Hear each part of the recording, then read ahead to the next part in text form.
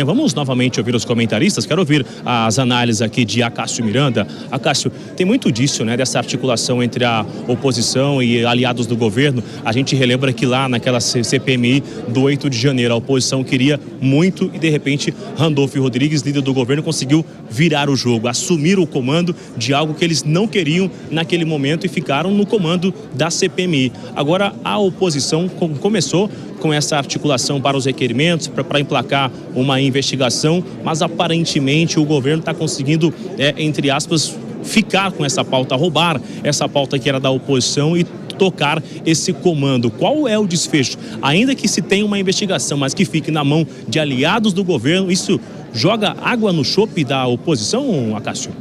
Bruno, uma eventual investigação relacionada ao Banco Master traz preocupação para Brasília como um todo, para os políticos de A a Z. Então é óbvio que há uma briga pelo controle dessa CPI, porque, primeiro, você blinda os seus aliados. Em segundo lugar, você a utiliza como um instrumento para afetar os seus adversários. Mas, se eu pudesse cravar aqui, eu diria que a CPI, que o requerimento apresentado pelo deputado federal Hollenberg é aquele que será aprovado.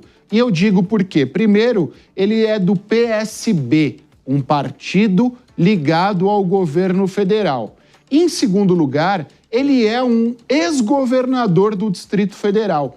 O seu principal adversário político é o atual governador do DF, Ibanez Rocha. E nós percebemos, diante do depoimento do Vorcaro, que a única autoridade contra a qual o Vorcaro atentou, entre aspas, diretamente, foi o governador Ibanez Rocha. Então, se for feito um grande acordo para que nem oposicionistas e nem situacionistas sejam afetados e seja escolhido um boi de piranha, entre aspas, para que ele seja responsabilizado e para que se dê uma punição para o público em geral, me parece que este boi de piranha, que este responsabilizado será Ibanez Rocha. Então, a indicação de Hollenberg como presidente da CPI vai neste sentido. O governo age, coloca lá um aliado, o aliado já tem o seu adversário preferencial e só punem esse adversário preferencial. Situacionistas e oposicionistas passam impunes neste contexto todo. Conhecendo Brasília e tendo uma leitura de Brasília, esse é o cenário ideal. E aí, Mano Ferreira, pode-se ver novamente, se for criada essa CPI, como um uso de palanque para ambos os lados, oposição e governo?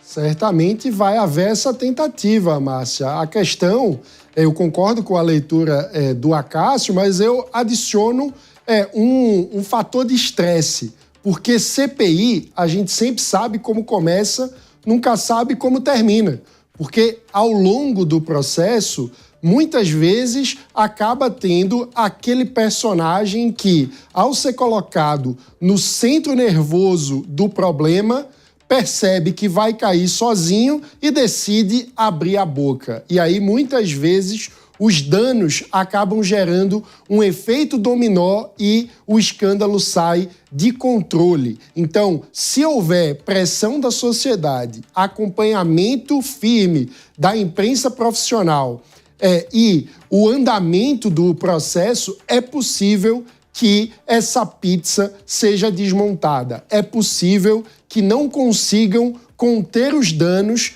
caso a situação comece, né? Porque, no fim das contas, para que os danos sejam capazes de ser geridos de forma, digamos assim, a afetar menos lideranças de todos os lados do espectro político, precisaria haver pessoas que estariam dispostas a morrerem caladas, né? A enterrarem os segredos que possuem junto com o seu próprio cadáver político. E muitas vezes, no jogo de vaidades da política, as pessoas acabam preferindo cair atirando.